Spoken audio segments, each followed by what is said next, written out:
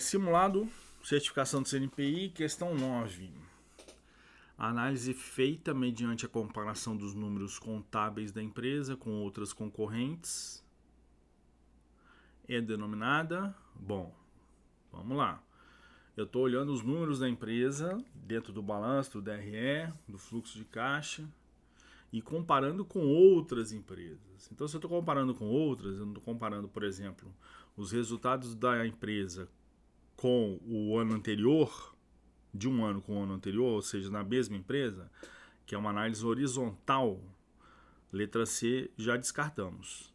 Não é uma análise vertical porque eu não estou comparando o percentual, por exemplo, de custo, o percentual, a margem EBITDA em percentual no mesmo período, na mesma empresa, que é a análise vertical, né?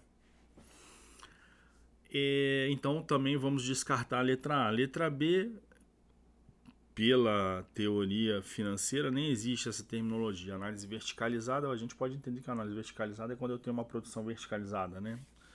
A empresa, o conglomerado, né? O conglomerado teria a fabricação, mas teria a produção dos insumos também, né? Também vamos descartar a letra B.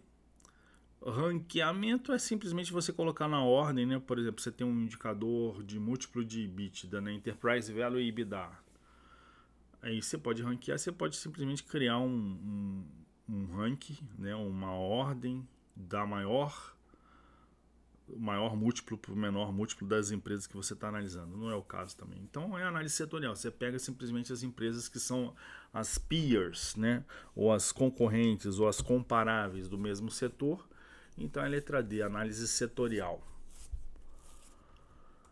Questão 10. Questão 10. Aí, ó, um múltiplo Enterprise Value, né, que é o valor da empresa toda, né? Que é a soma da dívida com equity. É dividido pelo EBITDA de 12 vezes. Significa dizer que a empresa apresenta lucro 12 vezes o EBITDA? Não, porque... Primeiro, não faz o menor sentido, né? O lucro normalmente, obviamente, ele é menor do que... Obviamente não, porque a gente depende do resultado financeiro, né? Porque a gente tem, na teoria, sempre despesa financeira, né, de juros, mas você pode ter uma situação que a empresa recebe mais juros do que paga, né? Então você teria um lucro aí maior do que o EBITDA. Mas não é o caso, né? E além do que, o lucro não é EV, né? O EV é Enterprise Value. Então não é a letra A. Letra B, o valor do seu equity é 12 vezes o EBITDA? Não. Não é, porque o equity ele compõe o Enterprise Value, mas ele não é o único a compor o Enterprise Value. O Enterprise Value você pode assumir já que é a soma da dívida, né, com o equity. Debt equity somados, eu teria o valor total do negócio, né, da empresa. Letra C é a resposta, que é o valor de mercado de 12 vezes o EBITDA. Aqui ele está falando o valor de mercado da empresa, né? Não é cobertura de juros, porque cobertura de juros seria exatamente o contrário, né? Por exemplo, se eu falo que EBITDA dividido por juros igual a 12, é um valor muito grande. Mas eu estaria dizendo que o EBITDA é 12 vezes maior do que os juros, né? Normalmente você pega o EBITDA sobre juros aí, como um covenant num contrato de dívida, em torno de 3 a 4 vezes.